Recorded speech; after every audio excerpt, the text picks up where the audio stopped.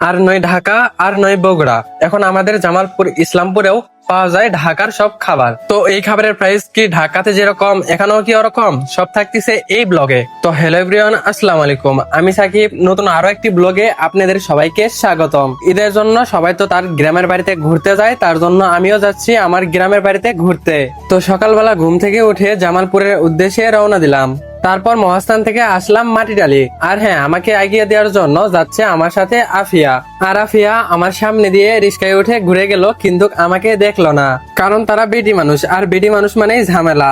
তো মাটিডালি থেকে আফিয়াকে নিয়ে সারিয়াকান্দি যাওয়ার সিএনজিতে উঠে পড়লাম। তারপর দুইজনে চলে আসলাম কালীতলা ঘাট সারিয়াকান্দি। আর আফিয়ার মনটা ছিল অনেক খারাপ, কারণ সে বলছিল যে যাওয়ার আগে তার সাথে ভিডিও করে যাব। আর আমি তার সাথে কোনো ভিডিও করিনি, কারণ আমার নৌকার সময় হয়ে গেছিল। আর এইদিকে আকাশ দেখে মনে হচ্ছে যে বৃষ্টি হবে। তো আফিয়ার সাথে আমি আর কিছুক্ষণ কথা বলে আমি নৌকাতে উঠে পড়লাম।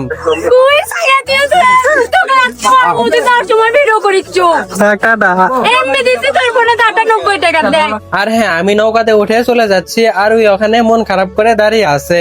এরকম একটা মেয়ে ফ্রেন্ড পাওয়া ভাগ্যের ব্যাপার, যে ভাগ্য আমার আগে ছিল না কিন্তু এখন আছে। তো আমি নৌকাতে উঠে অনেক দূর চলে এসেছি, তারপরও আফিয়া ওখানে মন খারাপ করে একাই দাঁড়িয়ে আছে। তো আমি আফিয়াকে টাটা দিয়ে যাইতে থাকলাম। আর হ্যাঁ, এত সুন্দর দৃশ্য দেখে আমার সত্যি অনেক ভালো লাগছে। চতুর্দিকে এমন ভাবে মেঘ করছে, মনে হচ্ছে আর বেশিক্ষণ লাগবে না বৃষ্টি আসতে। আর হ্যাঁ, আরো একটি কথা, আজ থেকে 10 বছর আগে আমি কিন্তু জামালপুর থেকে বগুড়া এসেছি। আর হয়তো বেশি দিন থাকবো না এই বগুড়াতে, কিন্তু বগুড়ার মানুষগুলোকে অনেক অনেক মিস করব। তো কিছুক্ষণ নৌকাতে থাকার পর চলে আসলো বৃষ্টি। তো এমন জোরে বৃষ্টি এসেছে, নৌকাওয়ালা আর নৌকাকে নিয়ে গেল না। নৌকা এক সাইডে দাঁড়িয়ে আমরা নৌকার সামনেতে সবাই মিলে বসে থাকলাম। তো বৃষ্টি শেষে আবারও নৌকা তার উদ্দেশ্যে যেতে থাকলো। তো তারপর আমি নৌকা থেকে নেমে একটি অটোতে চললাম। আর হ্যাঁ, এদিকের রাস্তা ছিল অনেক খারাপ এবং অনেক ভাঙা।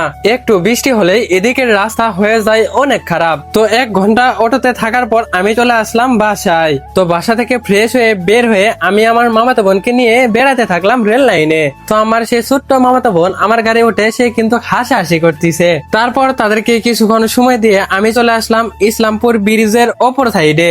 স্টেডিয়ামে যাওয়ার হাতের বাম সাইডে আমরা চলে আসলাম বন্ধু কফি শপে। তো এখানে ঢুকে দেখতে পারলাম অনেক সুন্দর একটি রেস্টুরেন্ট। তারপর আমরা সবাই মিলে ঘুরে দেখতে থাকলাম বন্ধু কফি শপ। যেহেতু এই বন্ধু কফি শপটি একটি গ্রামে, তার জন্য কিন্তু এটা গ্রামের মতনই সুন্দর করেছে।